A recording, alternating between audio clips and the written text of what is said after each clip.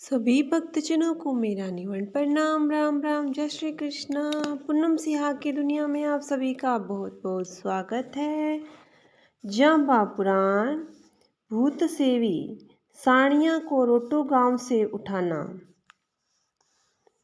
शब्द ओम 24 चेड़ा का लैंग केड़ा अधिक कलावत ऐसे वे फिर आसन मुकर होया वैसेला नुगरा थाने चाय से जानत भूला महापापी बहु दुनिया भोलाय से दिन का कूड़ा कुड़ियारा उपंग बातें चलाय से गुरुहन गहना जो लेवे है नाई 10 बंद घर बैसाय से आप तापी महापापी दगदी पर ले जाए से सतगुरु के बेड़े न चढ़े गुरु स्वामी ने भाई से मंत्र बेलू रिद्ध सिद्ध कर से दे कार्य चलाय से काट का गोड़ा निर्जीवता सिरजीव कर से ताने डाले चेहराय से अधर आसन मांड बैसेला मुआ मड़ा हसाय से जा पवन आसन पानी आसन चंद्र आसन सूर आसन गुरु आसन समराथ ले कहे गुरु जी भूल मत जाइयो पड़ेला अभे दो जखे। गांव रोटू नागौर में बिश्नोई बसते हैं। श्याणियों पेदड़ो जो कुंभा का बेटा था वही रोटू में रहता था। वन में सांड ऊँटनी चराता था। एक दिन ऐसोच शरीर से वन में घूम रहा था। उसको कोई भूत प्रेत चिपक गया था। उपंग की बात यानी अजब गजब की बातें मानव द्वारा अदृश्य बातें कहने लगा। जैसे एक बिश्नोई की तलवार खो गई। श्याणियों ने तुरंत बता दी कि मेहंदसर में एक राजपूत की छान झोंपड़े में छिपा रखी गई है। किसी की गाय किसी की भैंस आदि खो जाता तो साणियाँ तुरंत ही बतला देता। इस प्रकार से श्याणिये ने पूरे 15 पर्चे दिए। देश प्रदेश के सभी वो देखी अनदेखी बात बता देता था। बिश्नोइया ने पूछा कि हे भाई तुम कौन हो। श्याणिये ने बतलाया कि मैं तो जाम्बोजी का छोटा भाई हूँ। जाम्बोजी ने समराथल पर अवतार लिया है। मैं यहाँ पर हूँ। जो पर्चा आपको चाहिए वह आप मेरे से यहीं पर ले लेवें। इस प्रकार से रोटू गांव के पास ही एक थली पर बैठा हुआ भूत प्रेत चित्र करने लगा। लोग उन्हें शाणा ज्ञानी कहने लगे क्योंकि लोगों की दृष्टि में तो वह ज्ञान की बात करता था। विशेष रूप से जाम्बोजी के चेले बिश्नोइयों से कहने लगा, आप लोग जो स्नान करते हो वह तो आधा स्नान है। प्रथम तो जल पियो, उसके भीतर का स्नान हो, उससे भीतर का स्नान होगा। जब भीतर का स्नान हो जाए फिर बाहर शरीर का स्नान करो, तभी पूर्ण स्नान होगा। श्याणियाँ कहने लगा, आप लोग विष्णु का जप करते हो, यह भी ठीक नहीं है। यदि जप करना है तो चहमे इस मंत्र का जप करो, इससे तुम्हारा दुख कटेगा।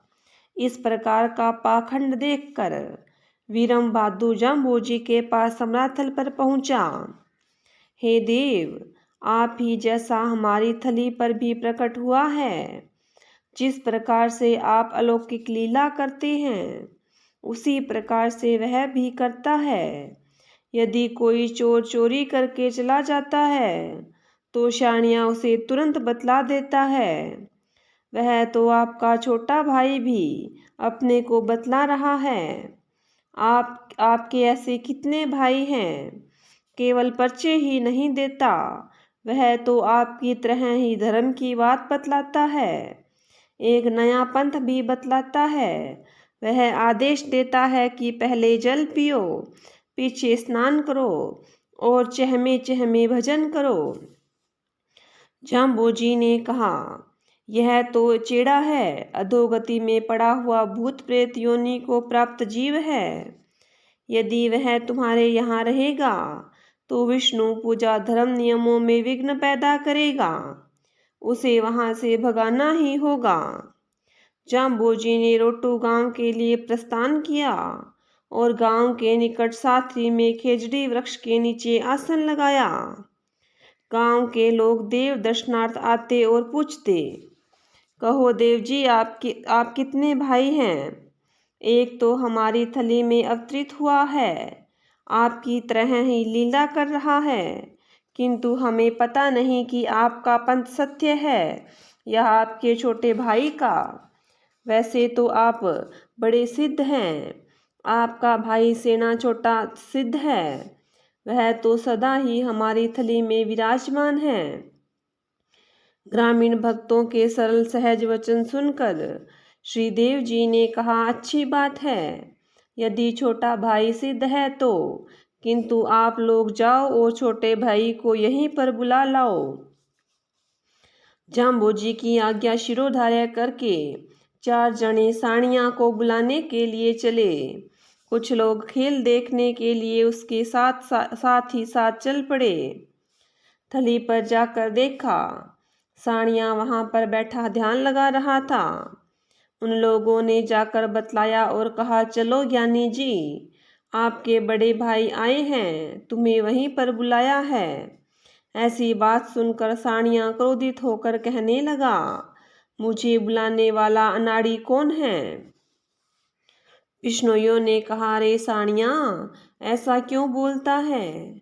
जम गुरु जी तो त्रिलोकी के नाथ हैं, तू उन्हें अनाड़ी कहता है।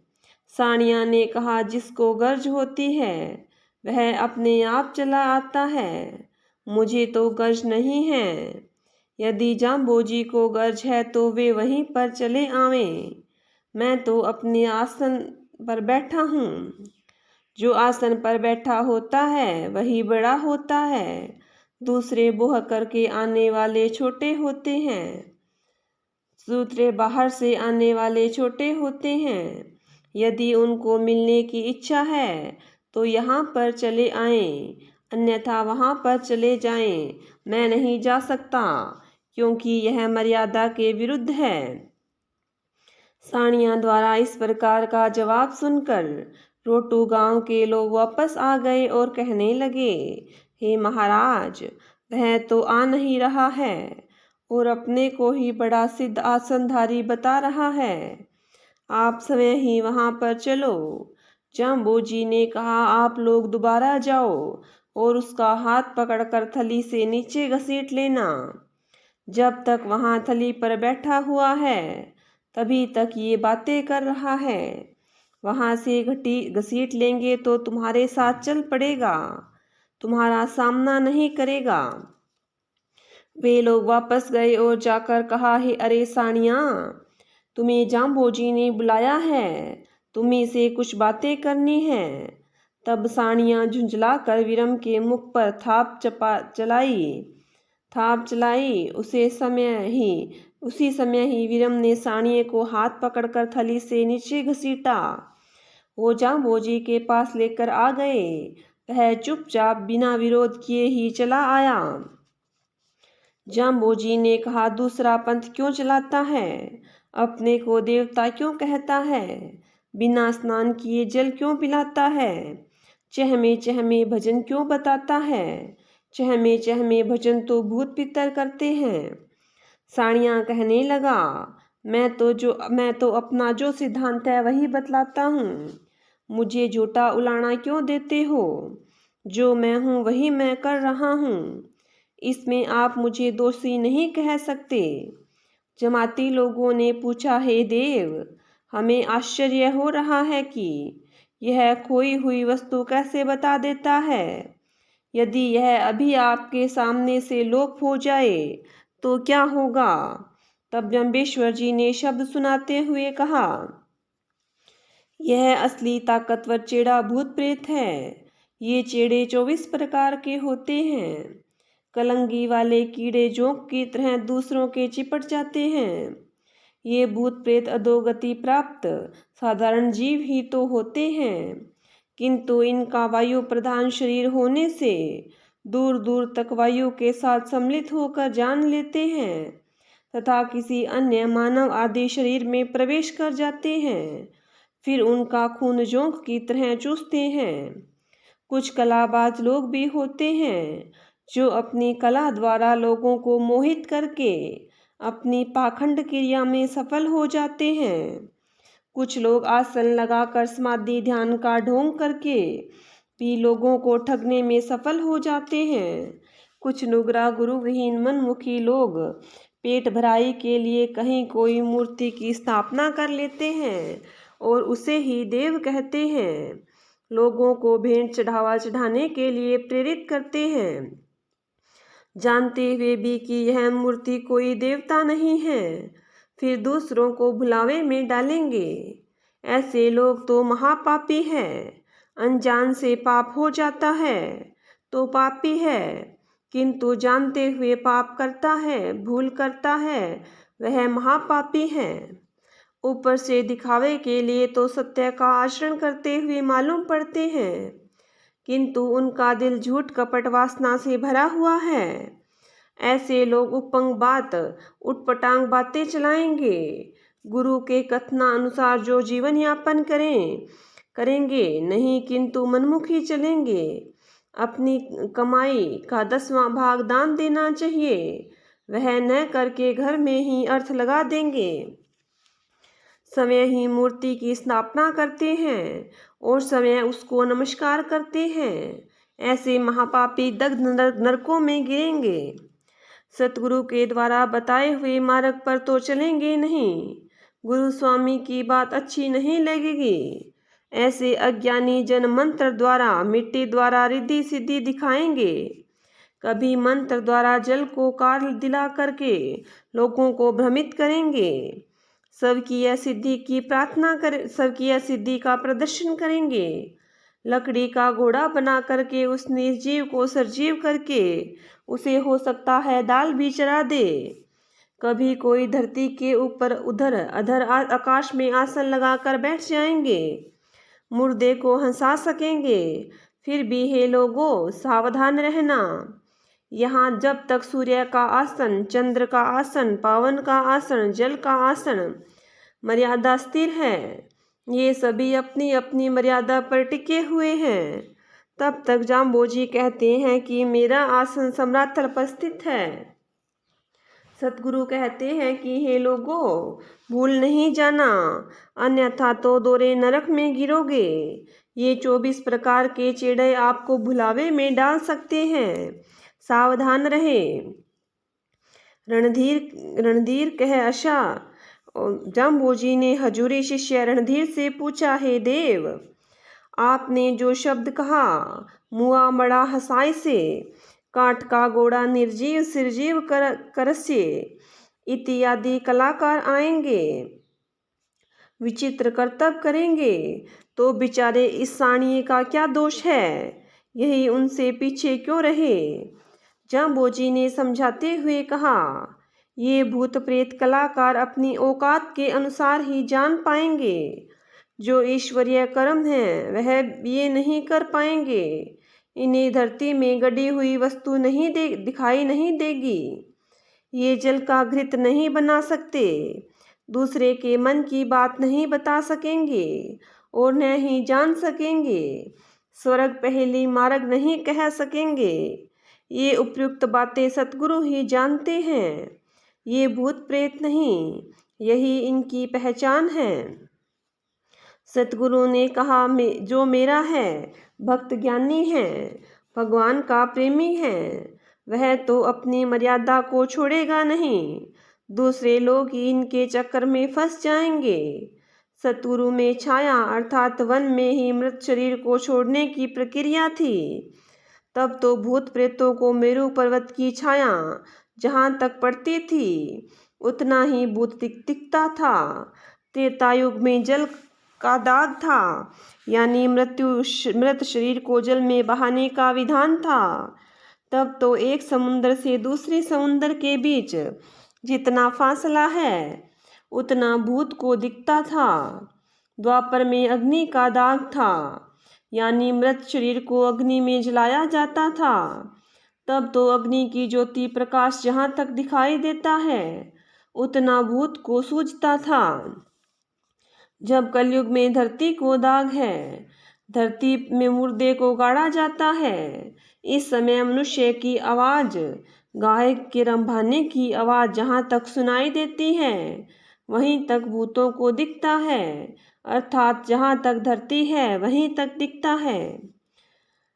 जाम्बोजी ने पूछा, रे सानिया, मुल्तान के दरवाजे पर क्या है? सानिया ने कहा, हे देवजी, 2 घोड़े दौड़ रहे हैं जिनका शरीर अति बलिष्ठ है। दोबारा जब लंका की बात पूछी तब कहने लगा कि लंका के दरवाजे पर एक मालन बैठी हुई है, उसकी छबड़ी के 4 नींबू हैं। देवजी ने 2 नींबू उठा लिए और फिर पूछा, अब कितने हैं? सानिया कहने लगा, अब 2 ही दिख रहे हैं। देवजी ने फिर उन दोनों नींबुओं को मंगवा लिया और पूछा, अब कितने हैं? अब तो छबड़ी खाली है, किंतु वे नींबू कहाँ गए? सानिया कहने लगा, ये तो मुझे पता नहीं है। देवजी ने अपने पास दिखलाए और कहा, ये नींबू वो ही हैं या और? सानिया बोला, है तो वही। जाम्बोजी ने कहा, हे सानिया, तू लंका मुल्तान की बात तो बता देता है, किंतु तुम्हारे पास अति निकट की बात नहीं बता सकता। उसी समय ही उस सानिये पेंदड़े के अंदर से वह भूत निकल गया। फिर उससे पूछा कि अब तुम्हें कितना दिखता है? सानिये ने हाथ जोड़े, महाराज, अब तो जितना इन लोगों को दिखता है उतना ही मुझे दिखता है। जो अंदर बैठा हुआ देखता था वही बोलता था, वह निकल के चला गया। जाम्बोजी ने बतलाया, अब वह भूत प्रेत नन्हेऊ गांव के कुएं पर पहुंच गया। एक खेजड़ी के डाले पर बैठा है और उसने पूरी ताकत लगा करके खेजड़ी की डाली तोड़ डाली। अब वहां से चला गया और फड़ोदी के राव हमीर के को चरित्र दिखलाएगा। पिलोजी ने पूछा, हे गुरुदेव, वह बिना शरीर के आत्मा रूप हवा रूप में अति शीघ्र गमन कर जाता है, यह तो सत्य है, किंतु उस प्रेत ने फड़ोदी के राव हमीर के आगे क्या चरित्र दिखलाया? इन भूतों प्रेतों की कथा द्वारा भी जाम्बोजी महाराज ने दिव्य जीवन चरित्र सुनने को मिलता है। जाम्बोजी महाराज का दिव्य जीवन चरित्र सुनने को मिलता है। नाथोजी कहने लगे, जाम्बोजी श्रीवायक कहे, ओम छंदे मंदे बालक बुद्धे कूड़े कपटे हृदय है सिद्धे, मेरी गुरु जो दीनी ही शिक्षा सर्व अलिंगण फेरी ही दीक्षा, जान अजान बहिया हा जब जब सर्व अलिंगण मेटे है, तब तब मनता ममता हंसती बांध्या हा, काल काल पर काले पर सहत डाल, ध्यान न डोले मन न है टले, निश ब्रह्मा ज्ञान उच्चरे, कायापत नगरी मन पैत राजा पंच आत्मा परिवारो है, कोई आछे मही मंडल है, शिवरामन राय जो सू जूझ रचाय से अथगा अथाय से, अब सा बैसाय से अनमे माघ माघ पाले, सत सत भाषण गुरु रायो जरा मरण भो भागू। नाथोजी ने विलोजी के प्रति इस प्रकार बतलाते हुए कहा, हे विला, जब मैं श्रीदेव जी के श्रीमुख से मुख की ज्योति चारों तरफ देखता था उस समय मैं अकेला ही नहीं था, पास के अनेक संत भक्त लोग बैठे हुए थे। सतगुरु देव ने हंकारा दिया, लंबी श्वास ली, किंतु कुछ भी बोले नहीं।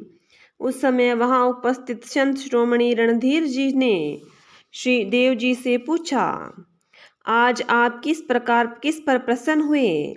आपकी अलौकिक क्रियाएं देखकर कुछ न कुछ आश्चर्यजनक घटना का आभास होता है। श्री देव जी ने कहा, मैं देख रहा हूं कि सानिया के अंदर बैठा हुआ प्रेत सानिया पेदड़े को छोड़ गया, किंतु वह ननेऊ गांव के कुएं पर पहुंच गया। वहां जाकर उसने खेजड़ी के डाल को तोड़ा है। वहां से 2 आदमी ऊंट पर सवार होकर यहाँ सम्राथल पर ही आ रहे हैं तथा अति शीघ्र ही आने वाले हैं। उनकी यह समस्या है कि खेजड़ी की डाल स्वतः ही कैसे टूट गई। ननेऊ से वह प्रेत फलोदी के एक राजपूत में प्रवेश करके पहुंच गया। वह राजपूत भी सानिये की भांति ही भूत प्रेती सेवी था, अनेकों कलाबाजी दिखाता था। वह राजपूत तथा उसकी धर्मपत्नी दोनों फड़ौदी के राव हमीर के दरबार में पहुंच चुके हैं। रणधीर जी ने पूछा, हे देव, आप हमें इस बात को विस्तार से बतलाएं कि वहां फड़ौदी के राज दरबार में पहुंच करके उसने क्या किया। यदि कथन करने योग्य वार्ता है तो अवश्य ही कहिए। जाम्बोजी ने आगे की कथा विस्तार से कहते हुए कहा, कोट फड़ौदी में राव हमीर के दरबार में एक राजपूत अपनी स्त्री के साथ ऊंट पर सवार होकर पहुंचे। जब राव हमीर का दरबार लगा हुआ था, तभी उस राजपूत ने प्रवेश करके सभी को नमन किया और कहने लगा, यदि आप लोग देखना चाहो तो मैं आपको दिव्य खेल दिखाने आया हूँ। आप लोग देखें कि मैं सूर्य की किरणों द्वारा सूर्य भगवान तक पहुँच जाऊँगा। आप लोग तथा रावल हमीर सभी सत्यवादी हैं। मेरी अमानत को संभाल करके रखो तथा एक तो मेरी धर्मपत्नी है और एक मेरा ऊँट भी है, मैं वापस आकर ले लूँगा। राव हमीर ने स्वीकृति प्रदान कर दी। अवश्य ही खेल दिखाएं, हम सभी देखेंगे। राव हमीर ने उसकी स्त्री को राजमहल में रानियों के पास भेज दिया और उसका ऊँट सेवकों को सौंप दिया। उस क्षत्रिय ने अपनी जेब से कच्चे धागे की कुकड़ी निकाली और सभी के देखते ही देखते आकाश में फेंक दी।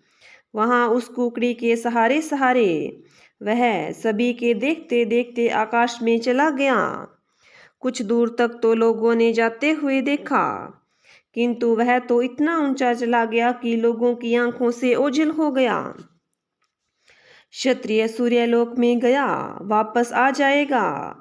सभा वहीं पर बैठी प्रतीक्षा कर रही थी कि आकाश से उसके शरीर के कटे हुए अंग गिरने लगे।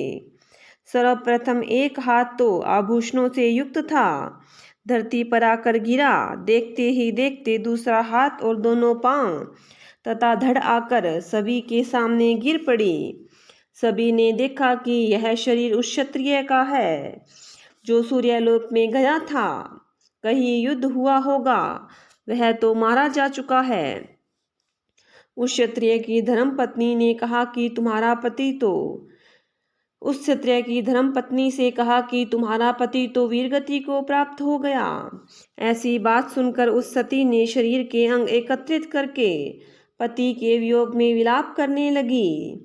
राव हमीर ने समझाया, किंतु वह तो अपने पति के साथ सती होने के लिए तैयार हो गई तथा बिना कुछ विलंब किए अपने पति के साथ ही सती भी हो गई।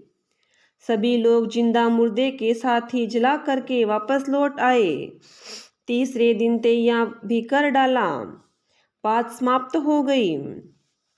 10 दिन के पश्चात एक दिन राव हमीर राज दरबार में बैठे थे कि उस क्षत्रिय ने आकर मुजरा प्रणाम किया और कहने लगा, मैं वापस आ गया हूँ, मेरी स्त्री और ऊँट दे दो, मुझे कहीं अन्यत्र जाना है। हमीर तथा अन्य सभी लोग आश्चर्यचकित हो गए। कहने लगे, हमने तो तुम्हारे कटे हुए शरीर को अग्नि में समर्पित कर दिया। तुम्हारे शरीर के साथ तुम्हारी स्त्री भी जल चुकी है।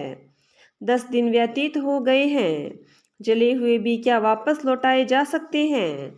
क्षत्रिय कहने लगा, मेरी अमानत आप देना नहीं चाहते, पराई स्त्री को जबरदस्ती से छीन रहे हैं। मैंने तो सोचा था कि राजा प्रजा की रक्षा करता है, किंतु यह राजा तो चोर है। राजा का भला होता है, राजा कब का भला होता है, सदा ही चोर लुटेरे ही होते हैं।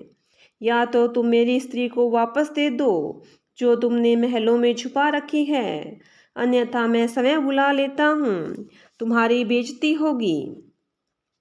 हमीर ने कहा, मैं कहाँ से दे दूँ, महलों में नहीं है, उसकी तो एक मुट्ठी भर राख हो गई है। अच्छी बात है, यदि तुम नहीं देना चाहते हो तो मैं ही बुला लेता हूँ। ऐसा कहते हुए आवाज लगाई। वह स्त्री अपने पति की आवाज़ सुनकर महलों से दौड़ती हुई चली आई। राव हमीर ने यह आश्चर्य देखा और अन्य सहयोगियों को भी देखा।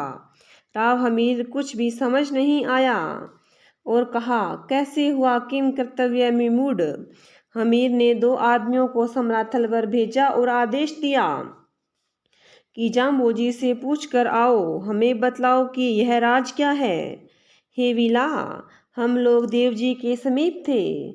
उसी समय हमीर के भेजे हुए 2 ऊंट सवार और ननेऊ से भेजे हुए भी दोनों ही समराथल पहुँचे। वहाँ पर उपस्थित सभी के सामने देवजी ने यह शब्द सुनाया। रणधीर ने पूछा, हे महाराज, यह क्या आश्चर्य है, क्या हकीकत थी। जाम्बोजी ने बतलाया कि यह तो भूत चेड़ों की ही करामात थी। न तो कोई आकाश मार्ग में गया और न ही कोई मरा न ही जला। यह तो केवल दिखावे मात्र की बात थी, चेड़ों की ही करामात थी। हे रणधीर, भूत प्रेतों की सेवा करना मंद कार्य है। भूत प्रेतों का सेवन मरने पर भूत प्रेत ही बना देता है। जिसकी जो पूजा करेगा वह वही होगा। बाहर कुछ अन्य भीतर कुछ, और दिखावा मात्र करना छंद है। जो अभी बालक बुद्धि के लोग हैं वे ही इन दिखावे के कार्य में भाग लेते हैं और भ्रमित होते हैं। यहाँ केवल झूठ कपट है, न तो कोई सिद्धि है न कोई रिद्धि है। हमारे जैसे गुरुओं की शिक्षा लेख देकर दीक्षित किया है। हमारे जैसे गुरुओं ने शिक्षा देकर दीक्षित किया है। सभी जगह धर्म मर्यादा का प्रचार किया है। उसी तरफ इन जंजालों को छोड़कर ध्यान दो। जब भी जान करके या अनजान में किया कार्य किया है, धर्म कर्म किया है, तभी तभी उन्हें सचेत किया है, उनके पापों को अज्ञानता को मिटाया है। मैं और मेरी यह माया है, ममता रूपी हस्ती काल के अधीन है। जो जो समय आगे बढ़ता जाता है त्यों त्यों अधिकता से बंधन का प्रसार होता है। किंतु होना तो यही चाहिए था कि किसी भी प्रकार से ध्यान न डोले, मन चंचल न होवे। रात दिवस ब्रह्म में ही लीन करके ब्रह्म ज्ञान का उच्चारण करें। काया रूपी यह नगरी है, मन ही इस काया का राजा है। अन्य 5 ज्ञानेंद्रियां, 5 कर्मेंद्रियां आदि इन्हीं संपूर्ण परिवार का आत्मा और स्वामी हैं। आत्मा ही स्वामी है। इस महिमंडल में ऐसा कोई शूरवीर होगा जो इस चंचल मन से जूझ युद्ध कर ले। यह कभी थकने वाला नहीं है, इसे थकाए ले। यह कभी वशीभूत होने वाला नहीं है, इसे वशीभूत एकाग्र कर ले। यह सदा ही मनमुखी चलने वाला है, इसे सच्चे पथ का पथिक बना ले। जंबेश्वर जी कहते हैं कि मैं यह सत्य कहता हूँ कि गुरु के वचनों को स्वीकार कर ले तो सदा सदा के लिए जन्म मरण के भय से निवृत्त हो जाएगा। बोलिए गुरु जंबेश्वर भगवान की जय हो। बोलिए विष्णु भगवान की जय हो।